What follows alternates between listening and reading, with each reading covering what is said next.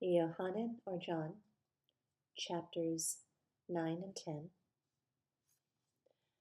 And passing by, he saw a man, blind from birth.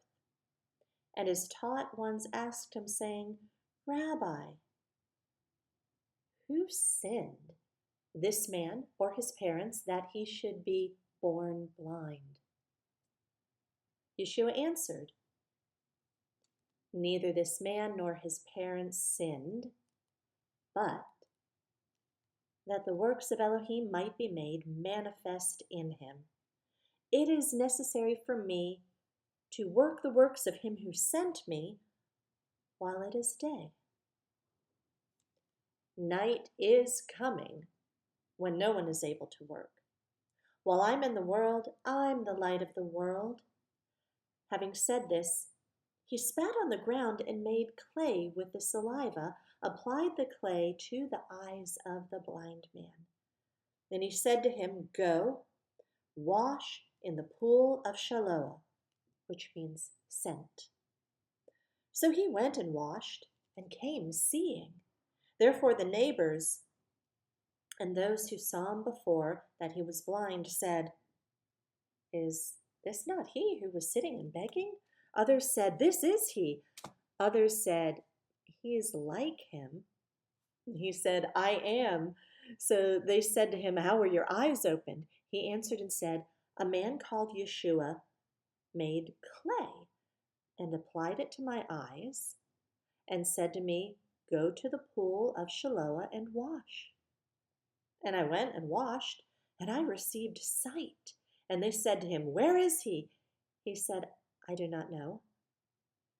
They brought to the Pharisees the one who was blind. Now it was a Sabbath when Yeshua made the clay and opened his eyes. Therefore the Pharisees also asked him again how he had received his sight. And he said to them, He put clay on my eyes, and I washed, and I see. Therefore some of the Pharisees said, This man's not from Elohim, because he does not guard the Sabbath. Others said, How's a man who's a sinner able to do such miracles? And there was a division among them. So they said to the blind one again, What do you say about him? Because he opened your eyes. And he said, He's a prophet. However, the Yehudim did not believe concerning him that he had been blind and received his sight, until they called his parents and asked him, the parents of him who received the sight. And they said, Is this your son, who you say was born blind? How then does he now see? His parents answered them and said, We know that he is our son, and that he was born blind, but how he now sees, we do not know, or who opened his eyes, we do not know. He's of age, ask him, and he shall speak concerning himself.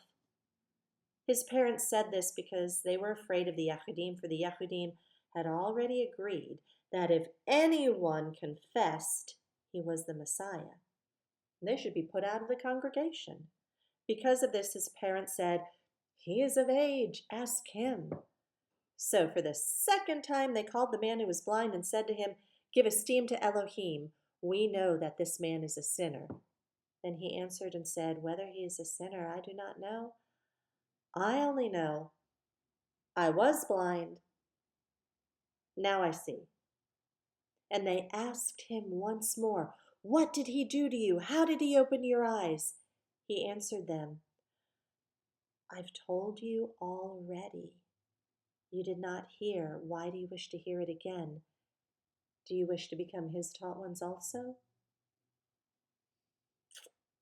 Then they abused him and said, You're his taught one, but we're taught ones of Moshe. We know that Elohim has spoken to Moshe, but this one we do not know where he's from. The man answered and said to them, Why? This is a wonder. You do not know where he is from, yet he opened my eyes. And we know that Elohim does not hear sinners, but if anyone fears Elohim and does his desire, he hears them. From of old it's never been heard of anyone that opened the eyes of one who was born blind. If this one were not from Elohim, he could have done nothing at all. They answered and said to him, You were completely born in sins, and are you teaching us? And they cast him out. Yeshua heard that they cast him out. And when he had found them, he said to him, Do you believe in the Son of Elohim? He answered and said, Who is he, Master, that I might believe in him? And Yeshua said to him, You have both seen him, and he who speaks with you is he. And he said, Master, I believe, and bowed before him. And Yeshua said, For judgment I've come into the world, that those not seeing might see, and those seeing might be blind. And those of the Pharisees who were with him heard the words too, and said to him, Are we blind too? Yeshua said to them, If you were blind, you'd have no sin.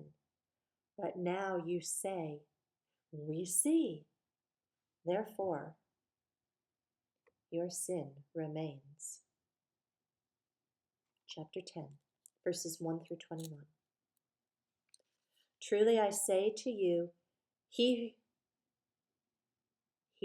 who does not enter through the door into the sheepfold, but climbs up by another way, that one's a thief and a robber. But he who enters through the door is the shepherd of the sheep.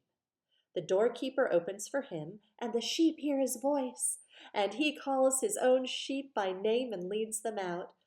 And when he's brought out his own sheep, he goes before them, and the sheep follow him, because they know his voice. And they shall by no means follow a stranger, but shall flee from him, because they do not know the voice of strangers. Yeshua used this figure of speech, but they did not know what he had been saying to them. Yeshua therefore said to them again, Truly, truly, I say to you, I am the door of the sheep. All who came before me are thieves and robbers, but the sheep did not hear them. I am the door. Whoever enters through me, he shall be saved, and shall go in, and shall go out and find pasture. The thief does not come except to steal, and to slaughter, and to destroy. I have come that they might possess life, and that they might possess it beyond measure. I am the good shepherd. The good shepherd lays down his life for the sheep. But the hireling, and not being a shepherd, one who does not own the sheep, sees the wolf coming, and leaves the sheep and flees. Then the wolf snatches the sheep and scatters them. Now, the hireling flees, because he's a hireling. He's not concerned about the sheep. I'm the good shepherd, and I know mine, and mine know me, even as the Father knows me, and I know the Father. And I lay down my life for the sheep. And other sheep I have which are not of this fold. I have to bring them in as well, and they shall hear my voice. And there shall be one flock, one shepherd. Because of this the Father loves me, because I lay down my life in order to receive it again. No one takes it from me, but I lay it down of myself. I have authority to lay it down, and I have authority to receive it again. This command I've received from my Father.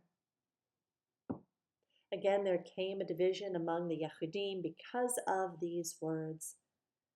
And many of them said, He has a demon and he is mad. Why do you listen to him? Others said, These are not the words of one possessed by a demon. Is a demon able to open the eyes of the blind?